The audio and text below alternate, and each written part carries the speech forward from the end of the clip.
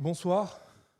Eh bien voilà, nous sommes arrivés à la dernière séquence de notre forum Emerging Valley, qui va porter sur la question de la souveraineté numérique entre l'Europe et l'Afrique, de la communauté de destin numérique, de la souveraineté entre les deux continents jumeaux, comme disait l'ancien président de la Commission européenne Jean-Claude Juncker.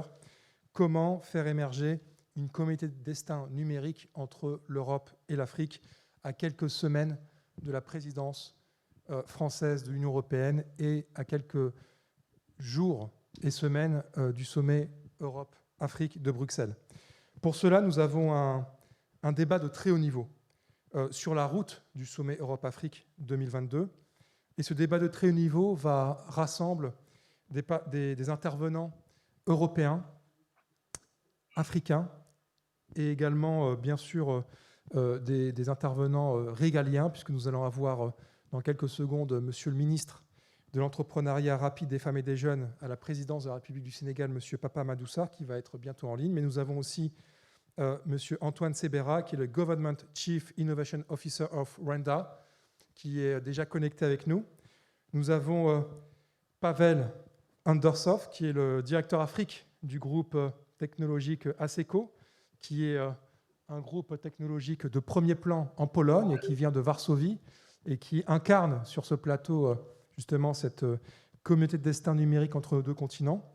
Nous avons Omar Cissé, qui est le fondateur d'InTouch depuis Dakar, que je remercie. Nous avons Eva Soebion, qui est la directrice de i4Policy, qui est avec nous également depuis le Sénégal, que je remercie. Et nous avons sur ce plateau, bien entendu, Youssef Travali, qui va représenter la fondation Africa Europe, qui est partenaire de cette session et qui pourra quelque part faire une petite synthèse conclusive de tous ces échanges. Au cours des dernières années, nous avons assisté à l'arrivée d'acteurs, même de géants du numérique, comme Facebook, Google, SpaceX avec Elon Musk, qui sont déterminés à conquérir la dernière frontière numérique, avec que ce soit FreeBasics, avec Google, que ce soit Loon, que ce soit Starlink. L'objectif est le même, connecter le dernier kilomètre, les usagers à l'intérieur du continent, avec un Internet souvent qui provient de l'espace, qu'on appelle le New Space. Et ces questions restent prioritaires, notamment pour déterminer aujourd'hui quel est l'enjeu de cet accès à la data pour les souverainetés africaines et quel rôle peut-elle jouer, sachant que l'Europe aussi est confrontée à ces mêmes problématiques de souveraineté numérique.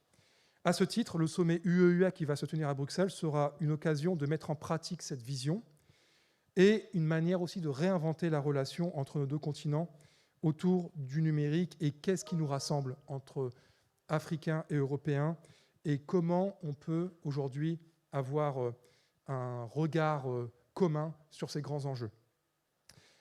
Monsieur le ministre Papa Amadou Sarr va se connecter dans quelques instants pour présenter une vision sur justement l'affirmation du Sénégal comme étant un pays pionnier en matière de stratégie digitale, de souveraineté numérique. Mais en attendant qu'il se connecte, je vais d'abord me tourner vers monsieur Antoine Sebera. Aujourd'hui, l'Afrique, c'est incontestable, est nouveau centre du numérique mondial, avec des enjeux qui sont incontournables. Mr. Sebera, Rwanda has always been a pioneer on the continent. Le Rwanda a toujours été innovant, a toujours été à l'avant-garde. Que doit faire le gouvernement pour être à la hauteur contre l'Asie et les États-Unis? Et quelle est la stratégie du Rwanda sur ce point?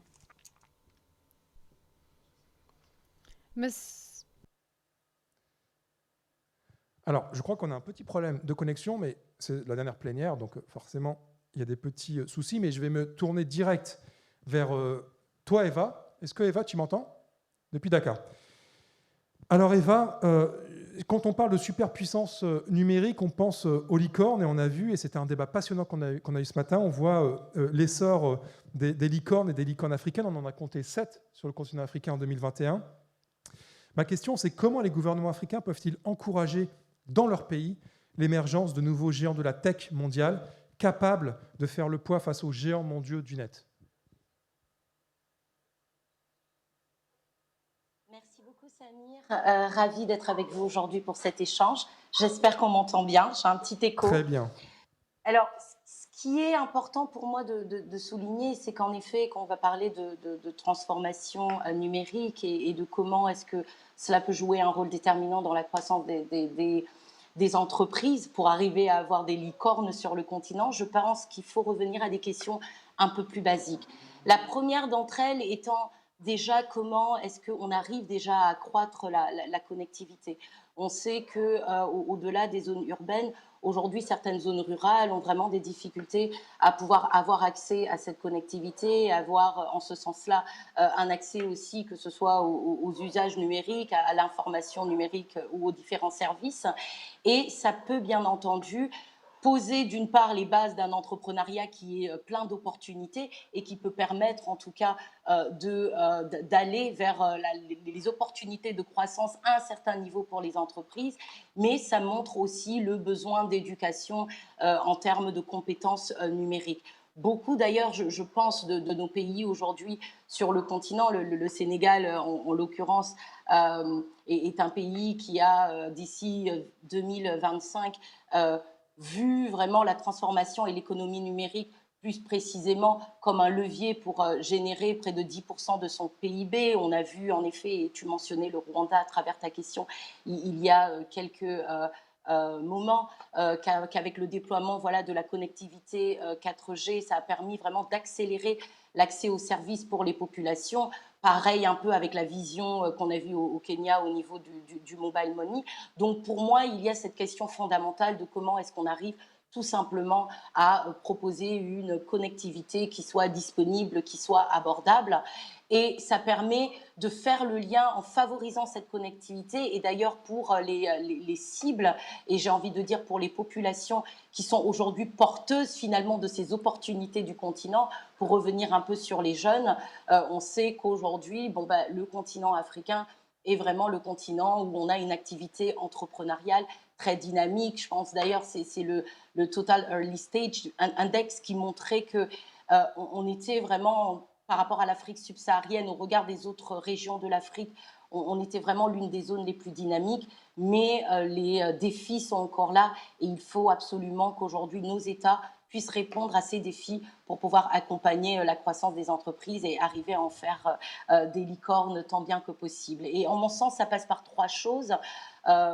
La première, c'est vraiment comment est-ce qu'on arrive avec l'écosystème entrepreneurial, avec toutes les solutions innovantes qui existent, à mettre en place un cadre de renforcement de capacité où vraiment les entrepreneurs à succès eux-mêmes jouent un rôle de mentor pour accompagner les autres et les deux autres étant les mécanismes de financement, avec bien entendu beaucoup d'efforts qui ont été faits ces dernières années, même si on note que pour en tout cas des phases de développement, tout ce qui va être lié à la R&D, il y a peu aujourd'hui d'offres de financement qui sont vraiment accessibles et inclusives. Et le troisième, c'est sur le cadre réglementaire qui pour moi, reste aujourd'hui l'un des cadres fondamentaux. Et on voit vraiment que les gouvernements, d'une part, des pays comme le Rwanda, le Nigeria, dernièrement, ont compris qu'il fallait aller dans un processus de co-création pour identifier le cadre réglementaire adéquat.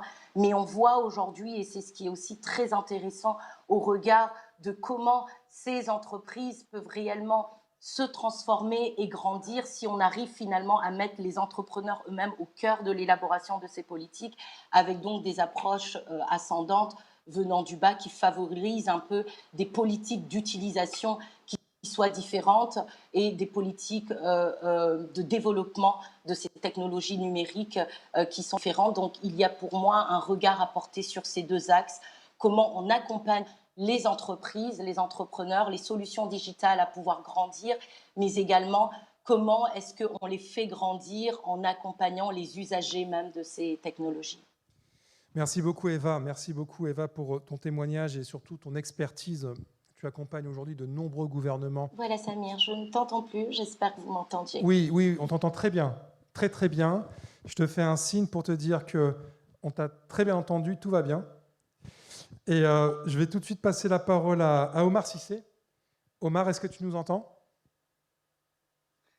t'entends très bien, Samir. Super. Bonjour.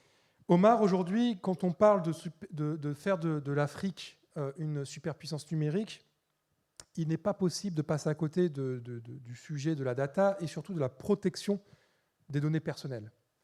Comment garantir la protection des données personnelles à l'heure où le continent reste là où l'on trouve quelque part le plus faible nombre encore de data centers?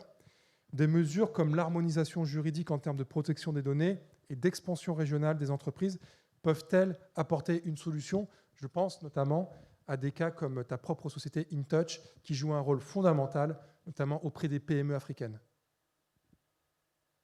C'est une très bonne question, Samir. C'est une problématique. C'est une problématique que nous vivons au quotidien, hein. Comme vous le savez, nous nous sommes développés dans un certain nombre de pays aujourd'hui. 16 pays dans lesquels nous avons ouvert une filiale et 11 pays pour lesquels nous avons lancé notre activité.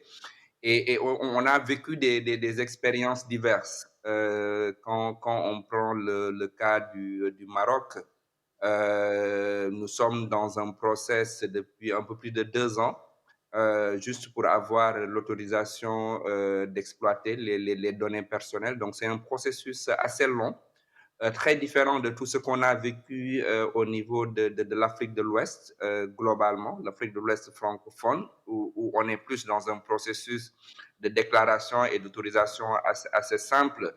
Et après, quand on pousse des pays comme le Nigeria est allé un peu plus loin et a mis en place une réglementation qui oblige certains types d'opérateurs, notamment les payment service providers, les obligeant à héberger les données au niveau local.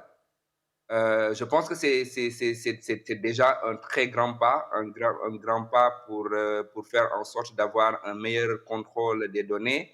Mais malheureusement, si ces mesures-là ne sont pas complètement accompagnées, soit elles ne sont pas réellement suivies, en tout cas elles sont contournées, dans le sens où quelqu'un peut déclarer héberger ses données, mais au niveau local, mais dans la réalité, l'essentiel des données se trouve ailleurs et les dispositifs pour contrôler tout cela n'existent pas.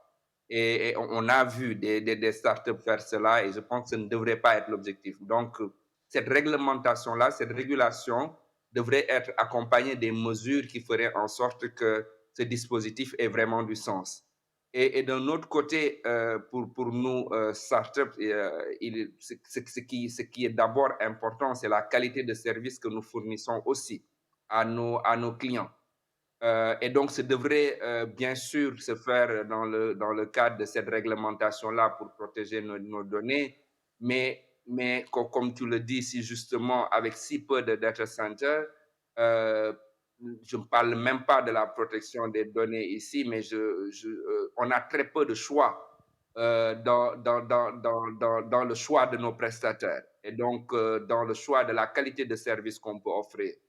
Est-ce qu'on est en mesure aujourd'hui d'offrir des plateformes qui seraient au même coût et au même niveau de service que ce qu'on trouverait chez AWS, Amazon, chez des Worldline, qui sont des grandes compagnies qui nous hébergent?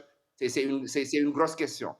C'est une grosse question et je pense que donc c'est une problématique entière qu'il nous faut aborder dans tous les sens du terme. Oui, pour la protection de nos données, mais non au détriment un peu de la qualité du service et du développement de nos startups. Et oui aussi, si on doit le faire, quelles sont les mesures que l'on met en place pour que ce soit une mesure efficiente et que ce ne soit pas juste une contrainte réglementaire. Merci beaucoup, Omar. Merci pour ta vision et pour ton expérience du terrain. I would like to see if Antoine, do you hear? Okay, Antoine, you're connected now. Antoine, you are the Government Innovation Officer of Rwanda. Rwanda has always been Antoine, vous êtes chargé de l'innovation pour le gouvernement. Au Rwanda, quelles sont les stratégies que les gouvernements devraient adopter pour faire face à la pression croissante de la Silicon Valley, de l'Asie, au niveau de la souveraineté numérique? D'autre part, quelle est la stratégie actuelle du gouvernement rwandais sur ce point? Merci beaucoup. Je m'excuse, j'ai été déconnectée, mais je pense que vous pouvez m'entendre. Très bien. Indépendamment de toute concurrence, je vous dirais qu'il est crucial pour tout pays d'avoir une stratégie numérique ainsi que des projets pour pouvoir respecter un programme de développement, pour pouvoir allouer des investissements de manière judicieuse. Mais nous devons d'abord résoudre nos problèmes, continuer à renforcer nos capacités afin que nous soyons compétitifs à une plus grande échelle pour faire face aux grands acteurs de l'économie numérique.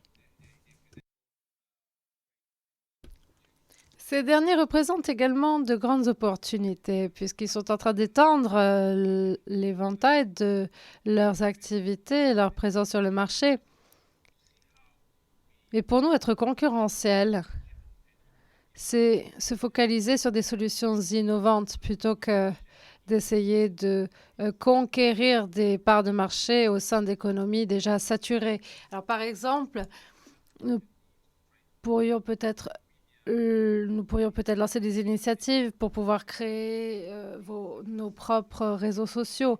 Eh bien, il y a des histoires, des modèles de succès sur lesquels nous pouvons nous reposer, notamment dans le domaine de la fintech. Il y a le mobile money qui est né en Afrique. Il y a aussi d'autres exemples, comme par exemple la livraison de poches de sang ou de médicaments par drone. Ce sont des initiatives qui sont nées au Rwanda.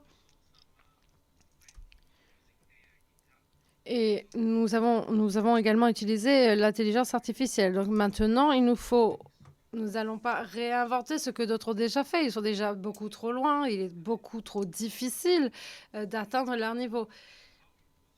Alors maintenant, ce que l'on doit faire, c'est se focaliser sur notre position. Comment allons-nous nous positionner pour nous tourner vers l'innovation? Nous avons beaucoup d'atouts, nous n'avons pas beaucoup de systèmes hérités donc du passé, mais pour le moment aussi, la réglementation n'est pas trop contraignante. Mais maintenant, je reviens à la stratégie du Rwanda.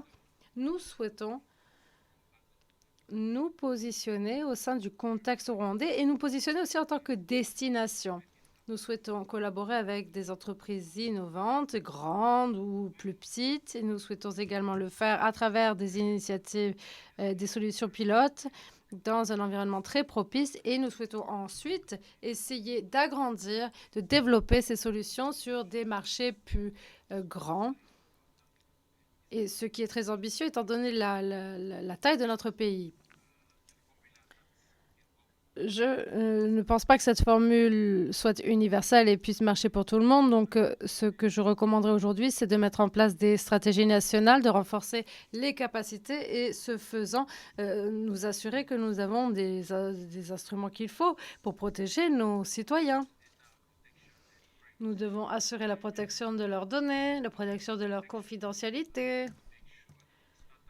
Nous devons nous assurer que les startups apportent de l'innovation sur le marché et qu'elles s'assurent de la protection des données aussi. Mais pour être compétitifs, nous avons besoin de mettre en place, de pouvoir utiliser, faire appel à un grand bassin, un grand pool de talents.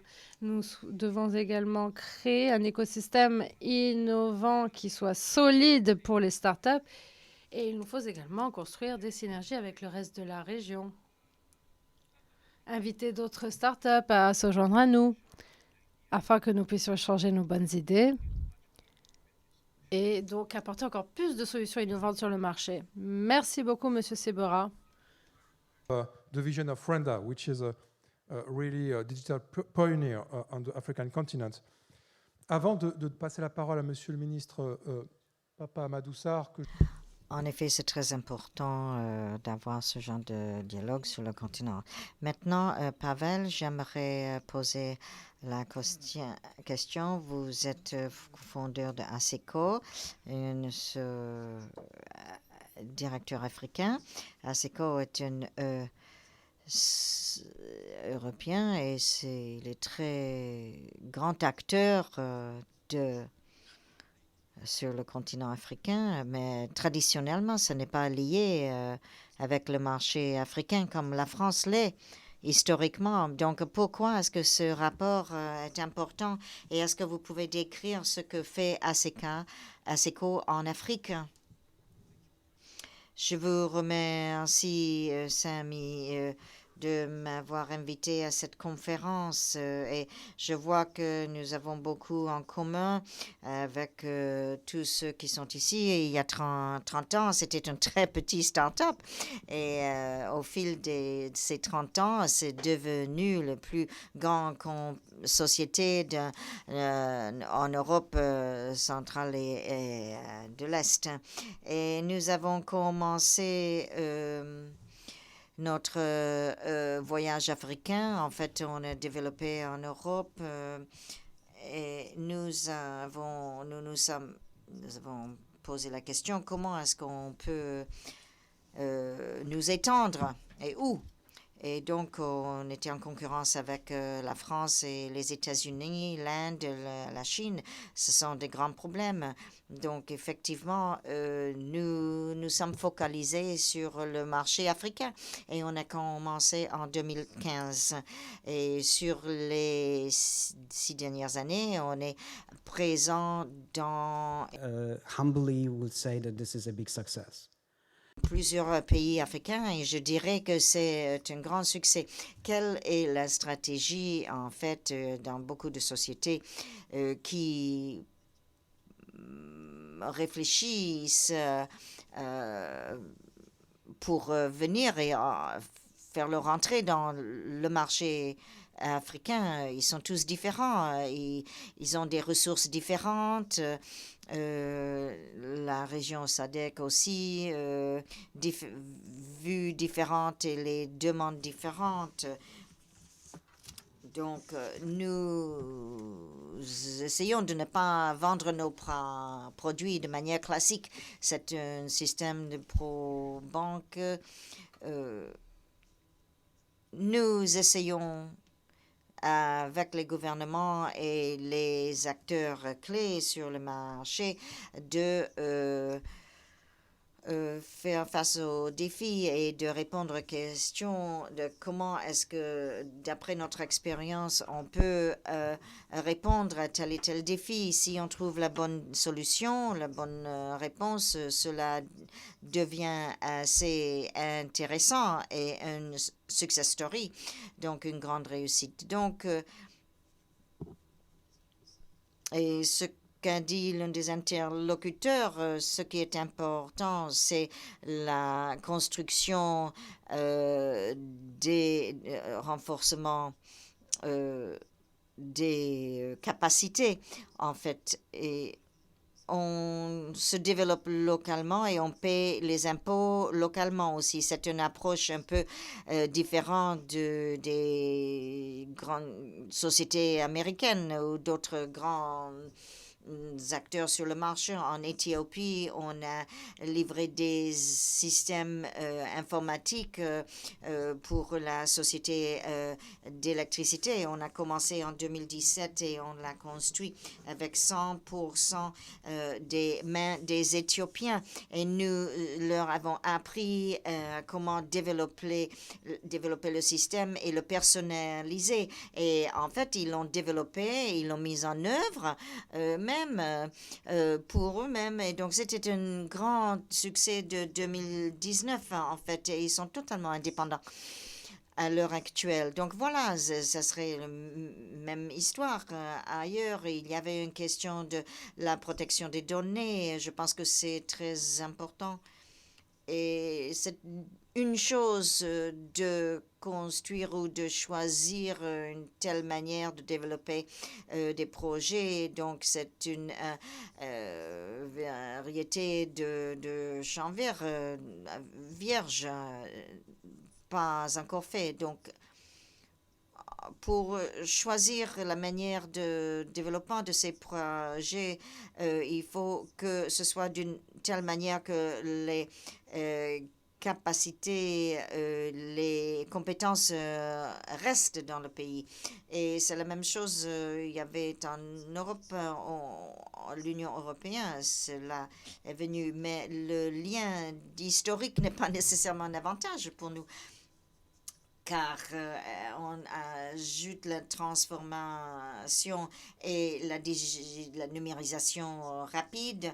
Donc, on voit que nous, dans notre partie d'Europe, on a quelque chose d'unique à partager avec l'Afrique, et c'est comment traiter la révolution digitale et comment réfléchir au sein des villes, comment traiter tout avec le gouvernement et les applications digitales, avec appliquer ces systèmes numériques au sein des différentes sociétés. Et voilà, il faut vraiment trouver le bon milieu, une bonne approche, c'est essentiel.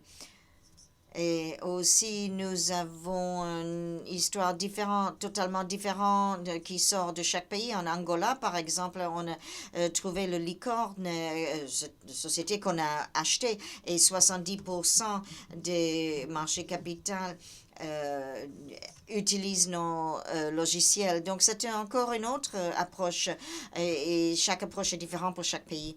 Et c'est pour nous pas un problème, mais c'est plus un problème, c'est plutôt un avantage, un bénéfice. Merci beaucoup. C'est excellent de vous entendre d'un pays qui travaille envers les offres sur le continent africain. Très bien. Très bien. Alors peut-être qu'on va voir. Voilà. Bonjour, Monsieur le Ministre. Toujours un plaisir de vous accueillir à Emerging Valley. Vous êtes là à chaque édition depuis la création de l'événement, et vous allez nous apporter votre vision, notamment la stratégie d'affirmation digitale nationale du Sénégal. Monsieur Papa Madoussa, je rappelle que vous êtes ministre délégué à l'entrepreneuriat rapide des femmes et des jeunes du Sénégal, l'ADER, rattaché à la présidence de la République du Sénégal. Je crois que vous avez une présentation et vous avez quelques minutes, monsieur le ministre, pour nous présenter la vision du Sénégal en matière d'affirmation digitale et en quoi le Sénégal est pionnier dans cette stratégie qui peut inspirer d'autres pays du continent.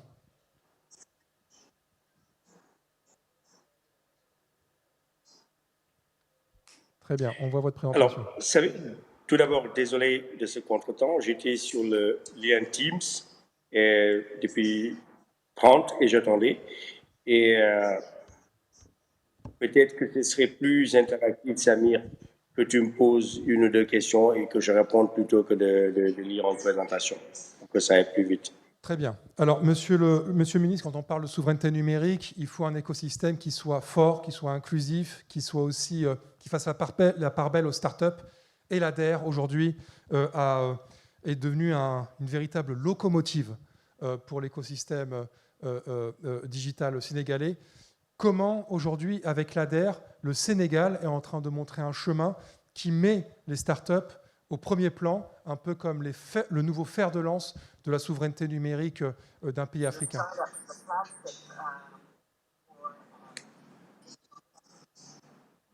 Samir, I lost you at some point. It was a connection issue. If you can repeat the question, please.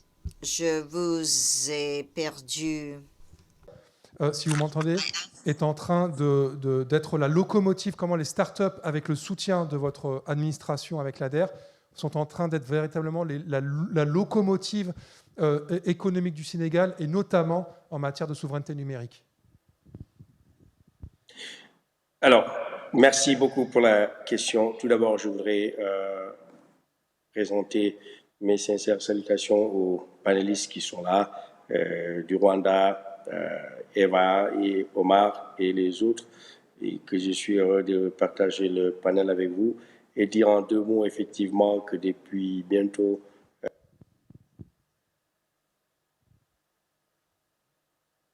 Alors je crois que...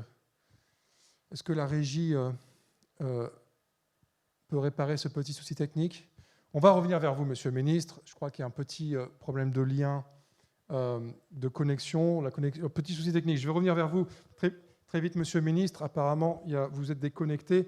Je reviens rapidement vers Eva. Eva, comment aujourd'hui, sur ce nouveau partenariat Afrique-Europe qui est alimenté par le numérique, comment faire du sommet AU, African Union, European Union, une opportunité, et comment renforcer aujourd'hui le dialogue entre les deux continents, qui est d'ailleurs l'un des leitmotivs du I4 Policy que tu diriges, Eva, dont tu es la directrice.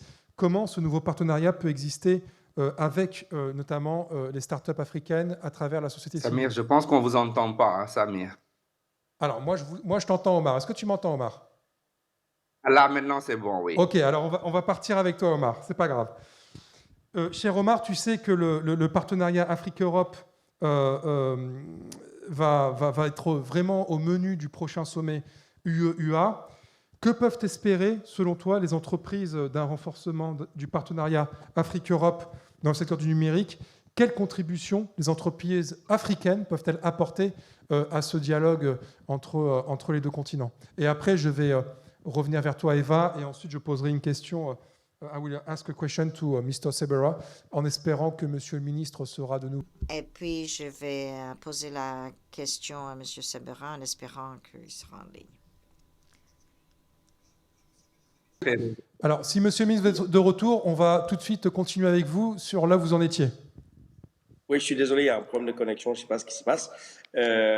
Pourtant, je suis au bureau. Alors, donc, je disais, sur la question de la souveraineté numérique, nous avons, nous, fait le pari d'accompagner les startups, les PME, les universités, les incubateurs à avoir accès au financement, parce que d'abord, le financement, c'est le nerf de la guerre.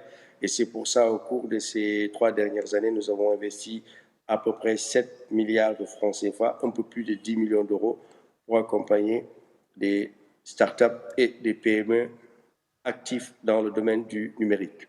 Et ça va de l'agriculture à la santé digitale, à l'intelligence artificielle, en passant par l'Internet des objets. Nous avons aussi travaillé avec des acteurs comme Eva qui est là sur tout ce qui est plaidoyer pour mettre en place la Startup Act du Sénégal, qui, je pense, a été fait en moins d'1 an, qui aujourd'hui est en train d'être répliqué un peu partout sur le continent. Et je rappelle que peut-être il y a la Tunisie qui a été le pionnier devant le Sénégal. Toujours sur la question de la souveraineté numérique, Omar en a parlé tout à l'heure. Aujourd'hui, le Sénégal a mis en place un data center qui est capable de recevoir toutes les données, notamment du gouvernement, et c'est la volonté du chef de l'État de faire de sorte que toutes les entités publiques ou parapubliques de rapatrier les données qui étaient un peu partout, chez OVH et autres, etc. Et c'est le cas pour nous. Et je pense que ça se passe très bien aujourd'hui avec des installations qui n'ont rien à envier aux installations que nous avons au Maroc ou en Europe ou aux États-Unis. Et l'État est aussi en train de mettre en place toute une politique volontariste de promotion du numérique et du digital. En plus de ce que nous faisons, il y a le parc des technologies numériques qui est en train d'être mis en place à Diamniadio, dans la nouvelle cité. Et bien entendu, au-delà des data centers, au-delà des supercalculateurs, du fonds de soutien au numérique que nous avons mis en place et tout l'écosystème gouvernemental qui est aujourd'hui en train de se digitaliser sous l'impulsion du chef de l'État avec l'Agence de développement de l'informatique de l'État, le Sénégal a fait le pari de voir le numérique ou le digital contribuer au PIB de notre pays à hauteur de 10% à l'horizon 2025.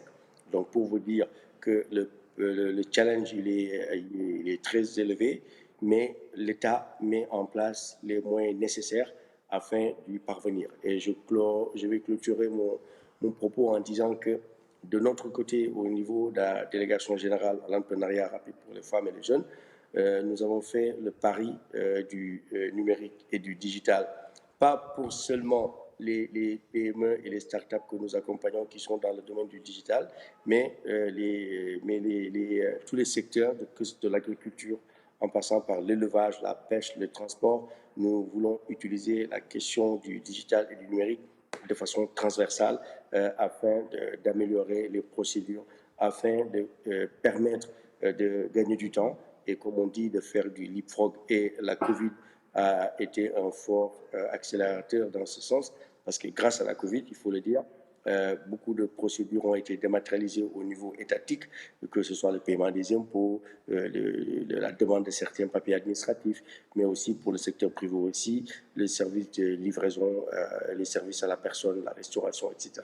Aujourd'hui, tout est digitalisé, y compris ce qu'on est en train de faire aujourd'hui, cette conférence de façon virtuelle. Même le Conseil des ministres se passe beaucoup plus souvent à distance, en ligne.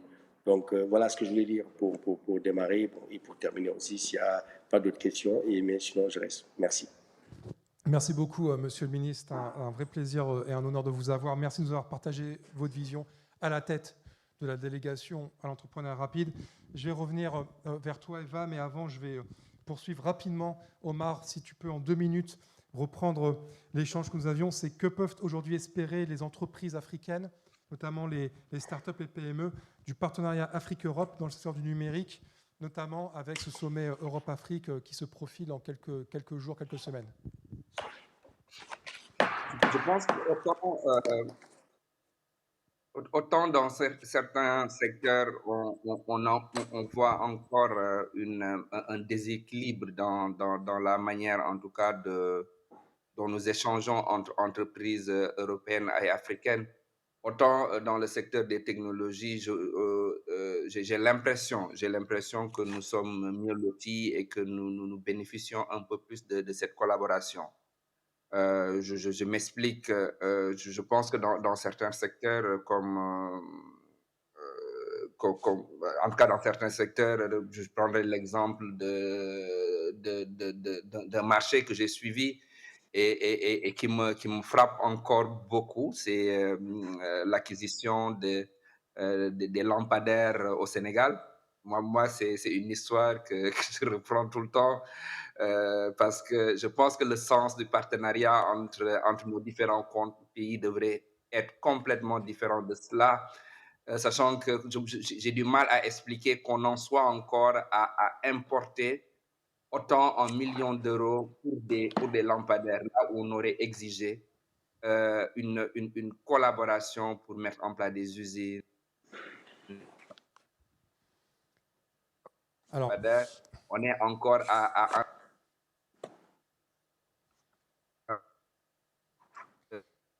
l'Europe a un... Alors, je crois que nous avons un petit problème de connexion, décidément. C'est probablement la fin de journée. Omar, on va revenir vers toi, Omar. Est-ce que, Eva, tu nous entends? Des structures du CAC 40, notamment Total, notamment Worldline, et d'autres structures qu'on a vues, qui nous ont rejoint récemment notre capitale, notamment CFAO. La relation... Alors, je pense que la connexion ne fonctionne pas bien avec Omar. Eva, si tu nous entends? Allô? Oui, Omar, on va essayer de rétablir une meilleure connexion parce qu'on t'a perdu pendant 1 minute. Je vais revenir vers toi un peu plus tard, Omar, en espérant que la connexion va revenir. Tout de suite, je pose la question à Eva sur le renforcement du dialogue entre nos 2 continents, qui est un des leitmotifs du I4 Policy. Comment, justement, ce nouveau partenariat peut exister au niveau des startups africaines pour la souveraineté numérique et quel message ces startups peuvent faire passer pour le prochain sommet Europe-Afrique? Merci beaucoup, Samir. Alors, j'ai perdu la moitié de la question, mais je pense qu'elle traitait du partenariat certainement entre les startups africaines et d'Europe. Et le message... Répétez la deuxième moitié. Et le message, c'est quel message faire passer en amont du sommet Europe-Afrique? Très bien. Alors, tu parlais tantôt de dialogue et je pense qu'il s'agit vraiment de ça. D'abord, à un premier niveau, c'est comment est-ce qu'on réussit aujourd'hui à pouvoir mettre les différentes parties prenantes, qu'elles soient du continent, donc africaine, mais également européenne, autour de la table, pour pouvoir identifier des challenges communs et définir en ce sens-là un agenda commun. Un des exemples d'ailleurs qui est très intéressant, qu'on a eu l'occasion, nous, de piloter, c'est que dans le cadre de la co-création du manifeste des politiques d'innovation en Afrique, qui a été ensuite porté à différents hubs, donc près de 200 hubs sur 45 pays du continent, on a réussi, avec l'engagement autour de ce manifeste, à pouvoir influencer donc des documents de politique continentaux, mais également de pouvoir, à travers ça, influencer aussi un groupe de travail entre l'Union africaine et l'Union européenne qui traitait de l'économie numérique et plus précisément du projet de stratégie de transformation numérique de l'Union africaine entre 2020 et 2030. Et on n'aurait jamais réussi à le faire si, d'une part, il n'y avait pas un modèle décentralisé qui permet aujourd'hui aux entrepreneurs, aux hubs, comme tu le mentionnais, de pouvoir s'engager autour de la définition de ces stratégies, donc en ayant accès tout simplement à ces plateformes de dialogue et de pouvoir le faire à un certain niveau d'échelle pour que ça ait de l'influence sur ce qui est décidé en termes de stratégie. Et deuxièmement, c'est aussi comment est-ce qu'on peut, à travers les priorités qui sont définies par nos États ici sur le continent, de pousser en fait un co-développement de projets qui prend en compte l'écosystème entrepreneurial dans la définition même de ses priorités et qui fait en sorte que quand nos États échangent en tout cas avec des parties prenantes d'Europe, ils peuvent tenir compte de ces priorités qui viennent vraiment des réalités au niveau local.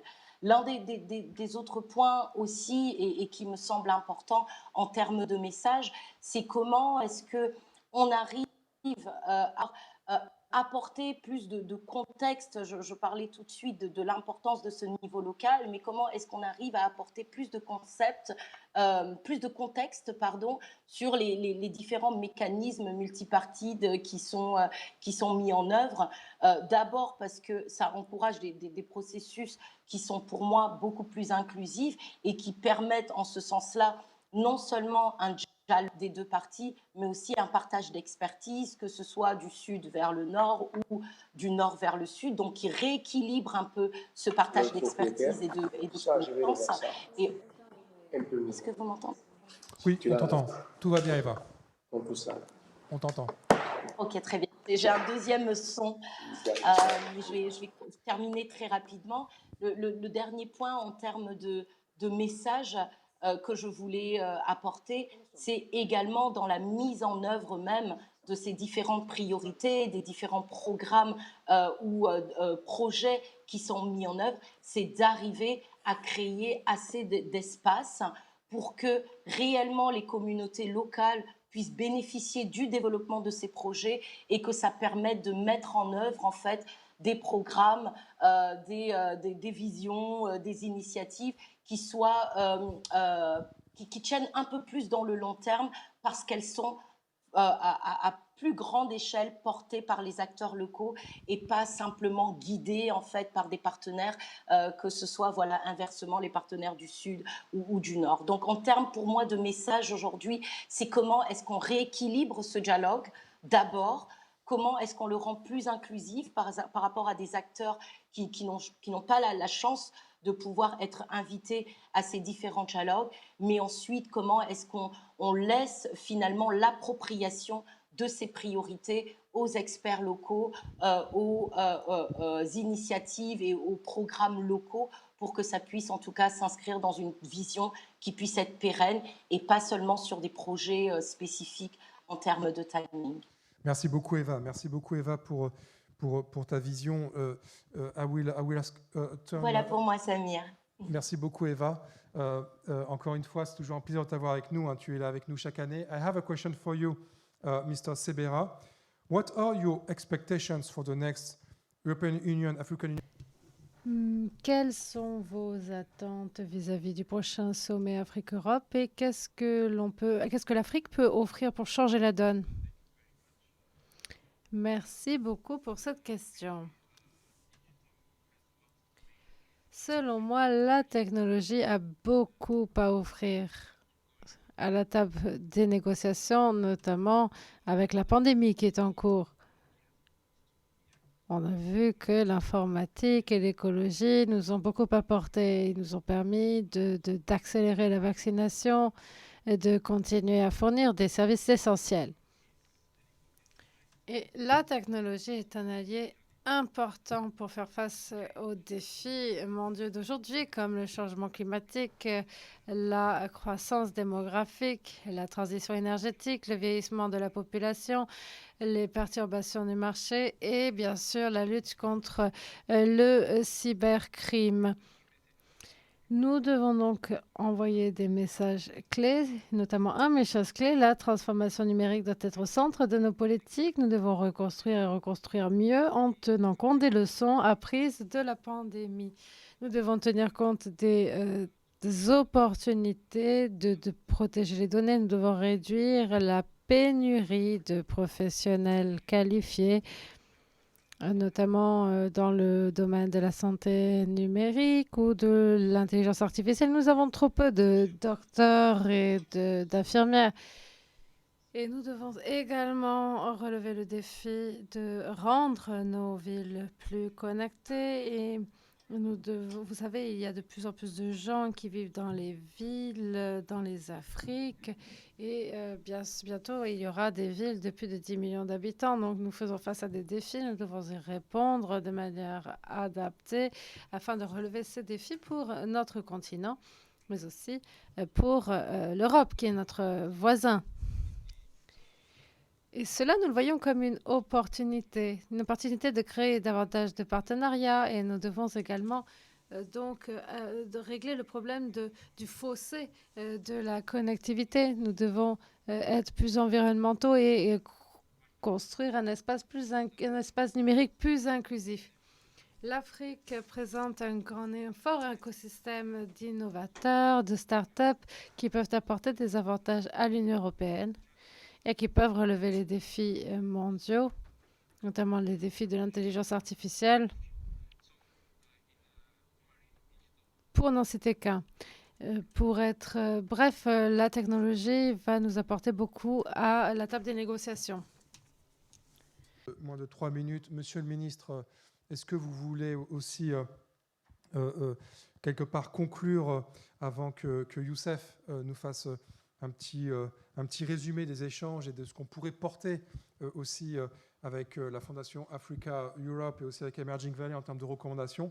Qu'attendez-vous, Monsieur le ministre, du prochain sommet Union européenne, Union africaine, et comment le digital peut changer la donne et peut changer le narratif dans les relations entre nos deux continents à l'occasion du futur sommet? Je pense que les discussions qui sont en cours entre les autorités françaises et sénégalaises qui vont présider l'Union européenne, l'Union africaine, ce que j'en sais, je ne peux pas parler au niveau des unions, c'est que l'accent sera mis sur la question, d'une part, de la jeunesse, et comment mettre la jeunesse au cœur de l'agenda de ces deux unions. Et qui dit jeunesse dit digital, qui dit digital dit aussi transformation numérique de façon globale. Et je pense que de notre côté, au niveau du Sénégal, le chef de l'État mettra forcément l'accent sur l'utilisation de ces nouvelles technologies pour davantage améliorer les conditions de vie et de travail de nos populations, notamment des jeunes. L'accent sera aussi mis sur tout ce qui est formation au niveau universitaire pour améliorer davantage l'accès à la technologie et aussi renforcer davantage la souveraineté numérique de ces États. Et je pense que le partenariat entre l'Europe et l'Afrique fera de sorte que des ressources importantes devraient être mobilisées pour permettre à l'Afrique de diminuer le gap qui existe entre les deux continents, et les autorités de l'Union européenne comme de l'Union africaine sont en train de travailler dans des groupes thématiques pour avoir des propositions concrètes qui seront faites aux chefs d'État lors du sommet de février à Bruxelles. Et dans le cadre de votre mission ou de votre feuille de route, je pense que l'une des questions cruciales que vous pourrez porter lors de ce forum, si vous en donnez l'opportunité, c'est de voir dans quelle mesure accompagner,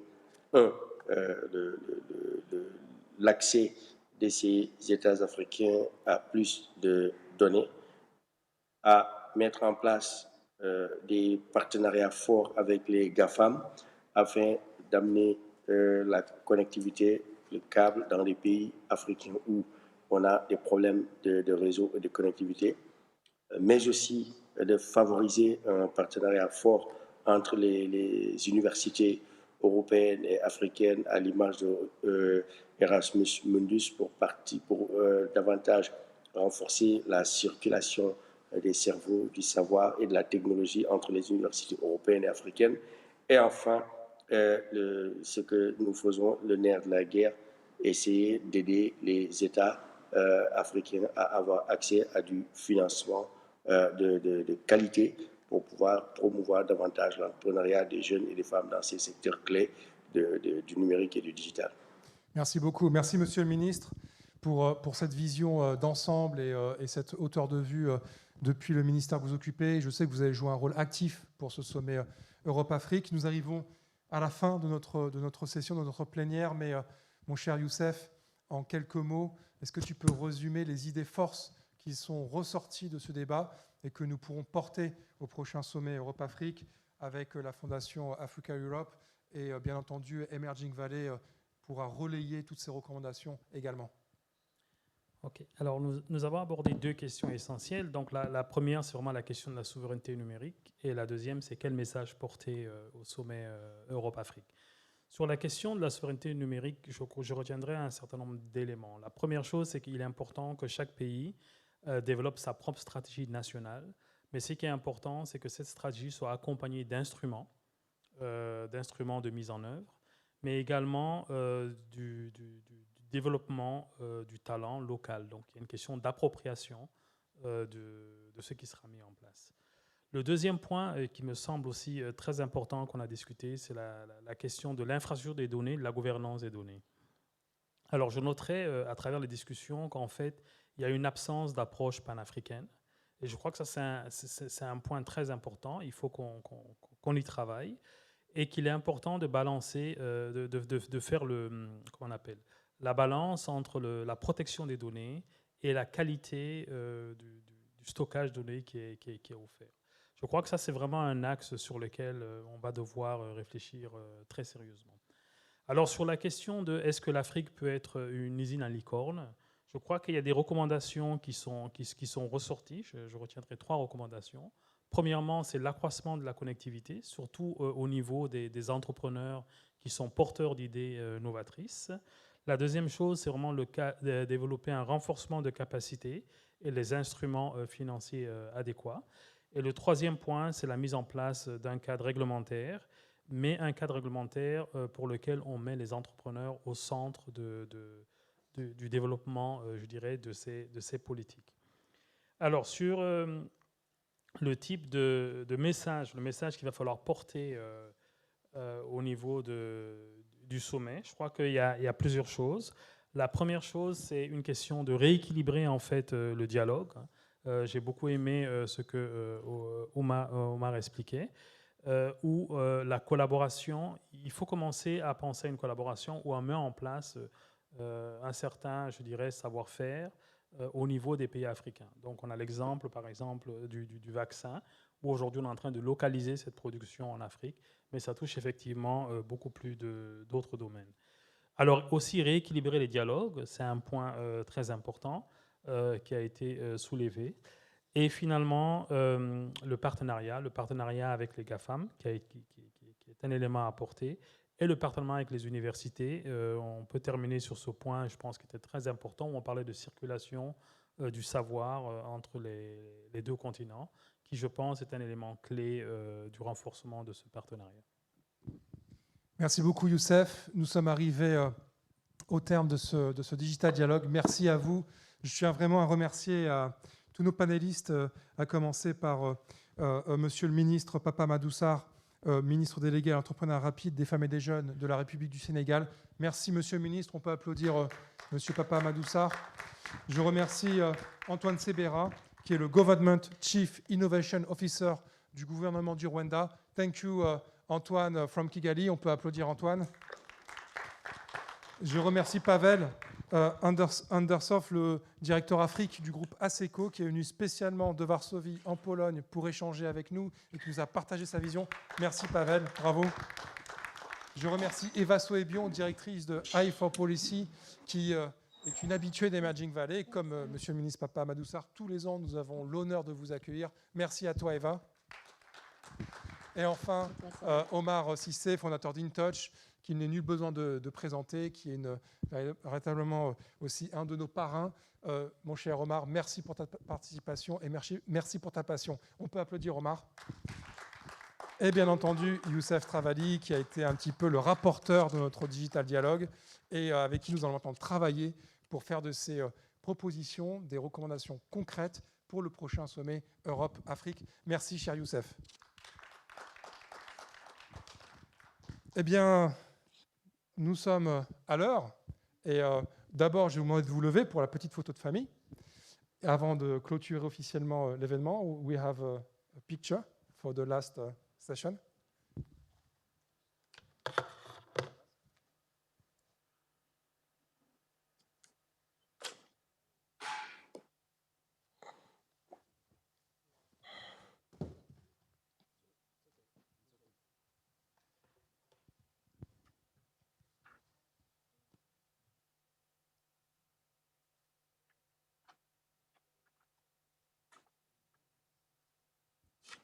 Merci beaucoup. Nous arrivons maintenant à la clôture officielle de la manifestation Emerging Valley, qui a été une 5e édition intense, qui nous a... c'est terminé, vous pouvez maintenant retrouver votre liberté. On vous libère. Thank you very much. Merci beaucoup.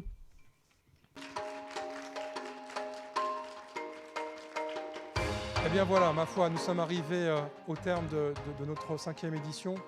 Une 5e édition qui a été une édition d'intensité, de bienveillance, de rapprochement, d'espoir, de communauté de destin, de vision, d'initiative, de co-création.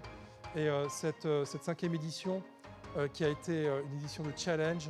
Et je tenais vraiment à remercier toute l'équipe que je vais demander de me rejoindre. Je vais demander à toute l'équipe Emerging Valley de monter sur scène et je vais vous demander de les applaudir très fort.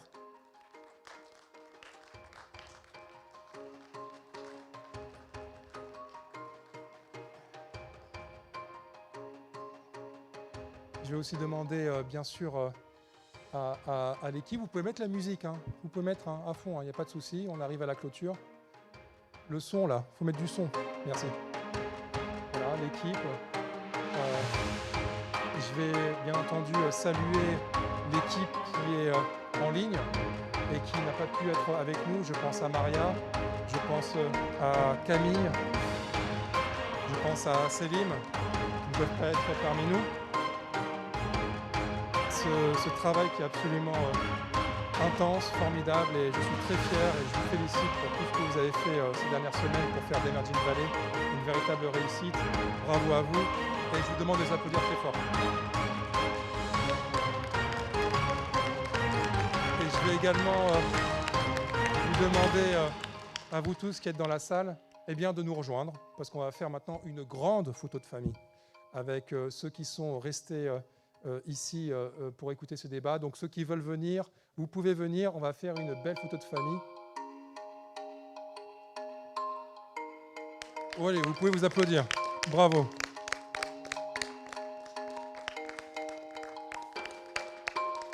Venez, venez.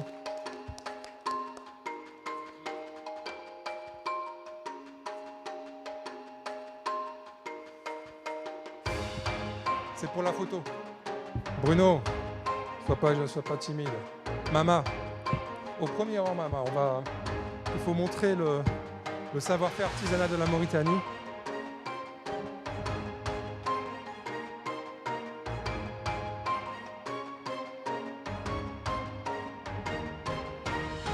Amira, vous pouvez venir.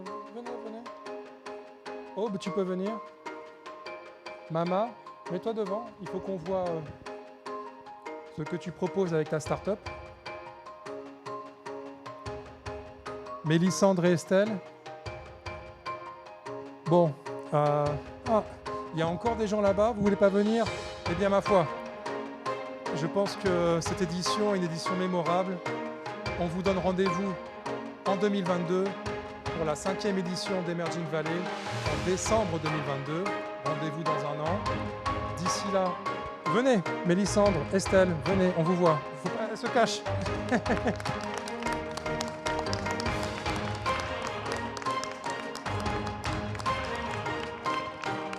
On vous donne rendez-vous dans un an, en 2022, avec des surprises, pourquoi pas en territoire sur la rive sud de la Méditerranée. Et nous allons poursuivre maintenant ce plaidoyer.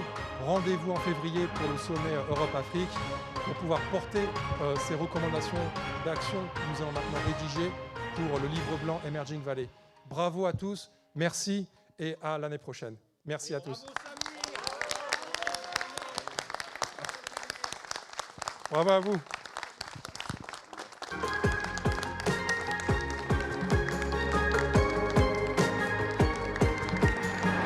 Et bravo à Julie, la photographe.